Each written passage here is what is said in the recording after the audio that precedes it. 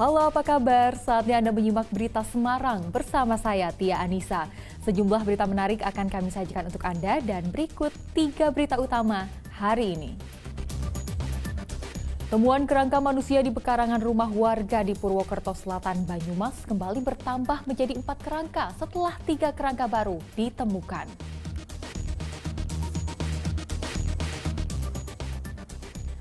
Polisi gelar reka ulang kasus pembunuhan disertai mutilasi di Sukoharjo. Tersangka dijaga ketat untuk cegah kemarahan warga.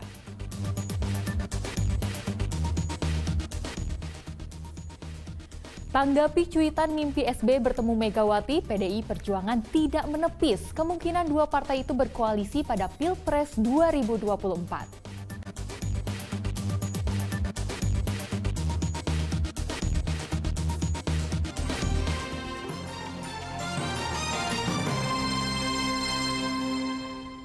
Kita ke informasi pertama.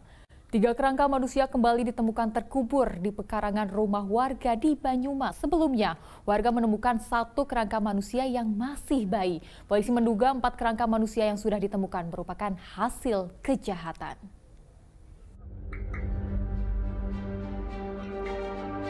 Temuan kerangka manusia di pekarangan belakang rumah warga di Kelurahan Tanjung, Kecamatan Purwokerto Selatan, Banyumas kembali bertambah Rabu siang. Kali ini jumlah kerangka baru malah lebih banyak, yakni 3 kerangka manusia. Warga menemukan 3 kerangka baru saat hendak meratakan tanah. Posisi kerangka terkubur tidak jauh dari lokasi penemuan kerangka bayi pada 15 Juni lalu. Kalau yang kerangka yang pertama itu yang masih utuh. Kalau kerangka yang 2, 3, 4-nya itu kerangka-kerangka biasa gitu lah, kayak nggak ada tengkoraknya kayak gitu loh. Tapi di lokasi yang berdekatan ya Pak ya? Ya itu jaraknya itu aja. Gitu. Kalau yang 3, 4-nya dekat. Satu lokasi ya? Iya. Pekarangan semua ini? Satu pekarangan semua. Polisi langsung melakukan olah tempat kejadian perkara dan mengevakuasi 3 kerangka ke Rumah Sakit Margono Purwokerto untuk diperiksa secara forensik. Polisi menduga 4 kerangka manusia yang sudah ditemukan merupakan hasil kejahatan.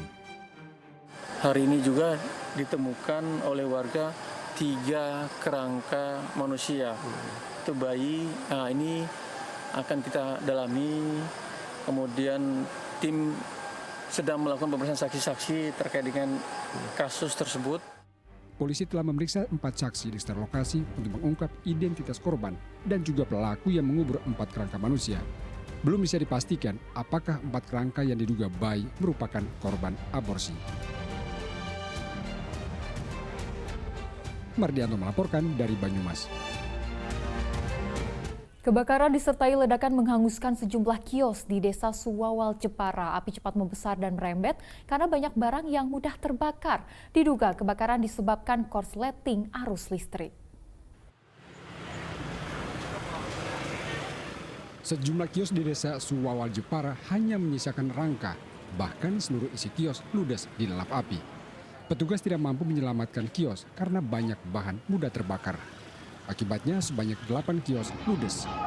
Kebakaran pertama kali diketahui pedagang makanan yang berjualan di sekitar lokasi. Menurutnya, kobaran api terlihat muncul dari kios penjahit pakaian dan penyewa mainan listrik. Beberapa saat berselang, kobaran api disertai ledakan keras. Awalnya itu saya mau cuci piring, terus ada kejadian kayak lampu merah gitulah. Tahu apa, tapi diperkirakan sama Mas Iwan itu enggak ada api, tapi terus balik ke sini lagi ke depan ke warung, tiba-tiba itu dari atas itu ada ledakan. Itu dari mana Pak munculnya api? Dari antara kios 1-2 itu dari ada 9 kios, tapi yang berjiwan langsung parah itu 8. Dan 1 kios masih kondisi agak aman, tapi tidak ada korban jiwa, namun kebakaran menyebabkan pedagang mengalami kerugian hampir setengah miliar rupiah. Dugaan sementara kebakaran disebabkan hubungan pendek arus listrik. Arif Nur melaporkan dari Jepara. Polisi menggelar reka ulang kasus pembunuhan keji yang disertai mutilasi di Kabupaten Sukoharjo. Dari 113 adegan yang diperagakan, pelaku ternyata telah merencanakan pembunuhan dengan motif menguasai harta benda korban yang tak lain rekan kerjanya sendiri.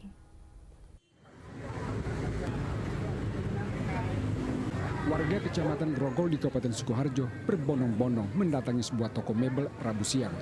Warga ingin melihat dari dekat Suyono, tersangka pembunuhan keji yang memotong-motong bagian tubuh Rahmadi yang tak lain rekan kerjanya sendiri. Warga memperhatikan satu persatu saat tersangka peragakan 113 adegan. Dari perencanaan, eksekusi hingga memotong-motong tubuh korban menjadi 6 bagian lalu dibuang ke sejumlah aliran sungai. Polisi menjaga ketat proses rekonstruksi untuk mencegah kemarahan warga. Reka ulang untuk mencocokkan keterangan tersangka dan saksi kepada penyidik sebelum kasusnya dilimpahkan ke kejaksaan. 113 adegan, mulai dari awal, terus kemudian eksekusi, sampai pemotongan, terus kemudian sampai pembuangan. Jadi rekonstruksi ini salah satu tujuannya yaitu untuk mengetahui, menyinkronkan antara keterangan saksi dan tersangka di tempat kejadian. Reka ulang juga dihadiri Kepala Kejaksaan Negeri Sukoharjo. Rekonstruksi sekaligus memberikan gambaran kepada pihak kejaksaan untuk memudahkan para jaksa untuk menyusun konstruksi tindak pidana dan dakwaan terhadap tersangka. Dengan kita mengikuti rekonstruksi ini kita sudah mempunyai gambaran dulu sebelum kita membaca BAP ya. Jadi kita akan lebih mudah mempelajari bagaimana konstruksi tindak pidana pembunuhan ini dalam hal ini mutilasi ini. Sehingga kita nanti bisa menguji keterangan saksi dengan keterangan tersangka, sinkronkan seperti Pak Kapolres bilang tadi. Kasus pembunuhan keji terungkap setelah 6 potongan tubuh korban ditemukan di 2 aliran sungai di wilayah Sukoharjo dan Solo 18 Mei lalu. Heri Prastio melaporkan dari Sukoharjo.